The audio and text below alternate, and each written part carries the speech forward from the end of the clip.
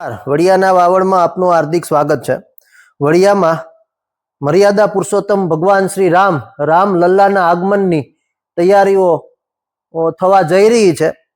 ત્યારે ચોક્કસ જણાવતા આનંદ થાય છે કે વડિયાના આંગણે વર્ષો જૂનું જે રાજાશાહી વખતનું રામ મંદિર હતું તેનો થોડા સમય પહેલા જીર્ણોદ્ધાર માટેનો સંકલ્પ થયો, તેનું ભૂમિપૂજન થયું અને મુખ્ય દાતાઓ શ્રી ડાયાભાઈ નાથાભાઈ ઉંધાડ, શ્રી મીનાબેન ચંદ્રેશભાઈ દોશી અને શ્રી કાંતાબેન ભીખાભાઈ ઢોલરિયા, આ ત્રણેય સ્વર્ગવાસી દાતાઓના પરિવાર દ્વારા માતબર દાન આપ્યું।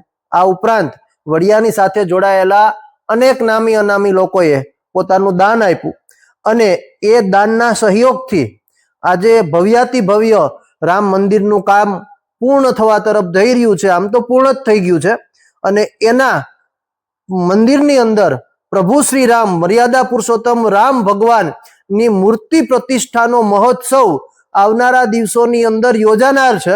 ત્યારે એ મૂર્તિ પ્રતિષ્ઠા વડિયાની અંદર ભવ્યાતિ ભવ્ય થવાની છે। એની તારીખો આવી ચૂકી છે, એનું મુહૂર્ત આવી ચૂક્યું છે। આવનારી 13, 14 અને 15 માર્ચના રોજ વડિયામાં નવનિર્મિત રામ મંદિર ના પ્રાણ પ્રતિષ્ઠા મહોત્સવ યોજાનાર છે।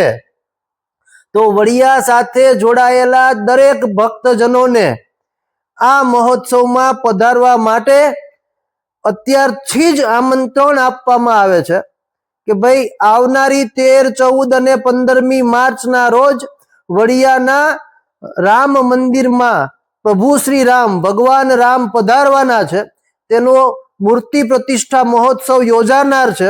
તો વડિયાના તમામ લોકોને, વડિયા વિસ્તાર સાથે જોડાયેલા લોકોને, પ્રભુ શ્રી રામની અંદર આસ્થા શ્રદ્ધા ધરાવનાર તમામ લોકોને, આ મંદિરની અંદર ફૂલ નહીં તો ફૂલ પાખડી, ફૂલ નહીં તો ફૂલની પાખડી આપનાર તમામ દાતાશ્રીઓને આ તારીખે 13, 14 ને 15મી માર્ચે પધારવા માટે ભવ્ય અને દિવ્ય આ મૂર્તિ પ્રતિષ્ઠા મહોત્સવમાં હાજરી આપવા માટે આ કમિટી દ્વારા ભાવભીનું આમંત્રણ આપવામાં આવે છે।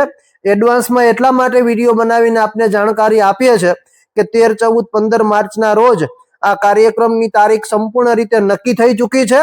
તો આપ પણ આપણા સમયની અનુકૂળતા કરી આપો। અગાઉથી તમને ખ્યાલ હોય તો આપ પણ એમાં પધારી શકો, બહારગામ વસવાટ કરતા લોકો। તો આવનારી 13, 14 અને 15 માર્ચના રોજ વડિયાના નવનિર્મિત રાજાશાહી વખતના રામ મંદિરનો જે જીર્ણોદ્ધાર કર્યો છે એ પ્રભુ શ્રી રામના મંદિરની અંદર રામલલ્લાની મૂર્તિની પ્રાણ પ્રતિષ્ઠાનો મહોત્સવ યોજાનાર છે। તો આ બાબતે શાસ્ત્રીજી શું કહે છે, ચાલો સાંભળો। મંદિરનો પ્રાણ પ્રતિષ્ઠા મહોત્સવ તારીખ 13/3/2026, તારીખ 14 અને તારીખ 15 ના રોજ રવિવારને દિવસે પરમાંતવાર રાઘવેન્દ્ર સરકાર શ્રી રામલલ્લા જેમ અયોધ્યામાં બિરાજમાન થયા હતા એવી રીતે રાઘવેન્દ્ર સરકારને આપણે આ મંદિરની અંદર બપોરે 12 વાગે અભિજીત નક્ષત્રમાં મંદિરની અંદર પ્રાણ પ્રતિષ્ઠા કરવાની છે। આ મંદિરની અંદર ભવ્યાતિ ભવ્ય આયોજન છે। આવી પ્રતિષ્ઠા વર્ષો પછી થાય અને જેના પિતૃઓનો આશીર્વાદ હોય, દેવતાઓની કૃપા હોય, એ જ આ મંદિરની અંદર કાર્યમાં સહભાગી થઈ શકે। માટે દરેક ધર્મપ્રેમી જનતાને ખરેખર લાભ લેવા જેવો છે। 200 વર્ષ પુરાતન મંદિરની અંદર નૂતન મંદિર બન્યું, એ જ આપણા માટે ગૌરવની વાત છે। મંદિરો કરવા કાંઈ સહેલા નથી।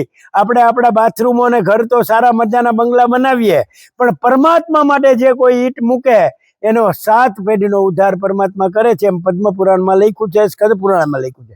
માટે દરેક ભાઈઓ ખરેખર આ પુરાતન જગ્યા છે રાઘવેન્દ્ર સરકારની અતિ ભવ્ય, એને એકાદશ એટલે 108 લોટાથી દરેક પ્રકારની ઔષધિથી સ્નાન થશે, એને સ્નપન વિધિ કહેવાય। એ સ્નપન વિધિની અંદર એટલા બધી ઔષધિઓ અને એટલા મંત્રો બોલી અને શાસ્ત્રીઓ બધા એની પૂજા કરાવશે। તો ખરેખર ભાગ્યશાળી છો, તો આ ગામ વડિયા ભાગ્યશાળી છે। ગામને પણ ખૂબ લાભ થશે અને રાઘવેન્દ્ર સરકાર અહીં બેઠા બેઠા દરેકનું કલ્યાણ કરશે અને રાઘવેન્દ્ર સરકાર હાજર છે અને બધાનું કલ્યાણ કરે એવી બધાને ભગવાનના ચરણારવિંદમાં પ્રાર્થના। જય શ્રી રામ।